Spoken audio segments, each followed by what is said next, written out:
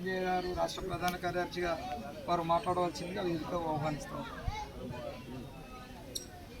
ఈరోజు డాక్టర్ బాబాసాహెబ్ అంబేద్కర్ విగ్రహ ఆవిష్కరణ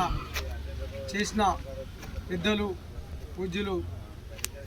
మంత్రివారులు పొన్నం ప్రభాకర్ గారికి ప్రత్యేకమైన అభినందన తెలియజేస్తున్నాం. సర్వాయిపేట అనే గ్రామం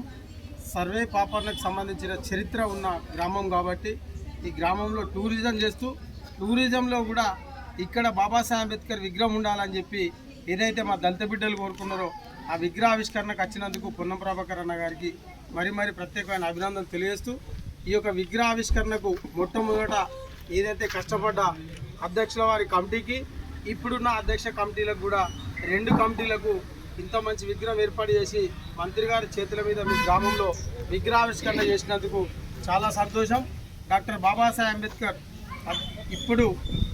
80 సంవత్సరాలు పూర్తి చేసుకున్న సందర్భంగా స్వతంత్రం మనకు వచ్చిన నుండి ఈ సరాయపేట గ్రామంలో సర్వే పాపన్న గారి చరిత్రతో పాటు అంబేద్కర్ గారి చరిత్ర కలిసి ఉండడం, ఈరోజు అంబేద్కర్ గారి విగ్రహం ఇక్కడ ఉండడం, సర్వే పాపన్న విగ్రహం ఉండడం ఈ గ్రామానికి అభివృద్ధికి తీసుకురానికి మీరందరూ తోడ్పడుతూ మీ గ్రామ అభివృద్ధిలో కులాలకు మతాలకు అతీతంగా పొన్నం ప్రభాకర్ అన్న గారి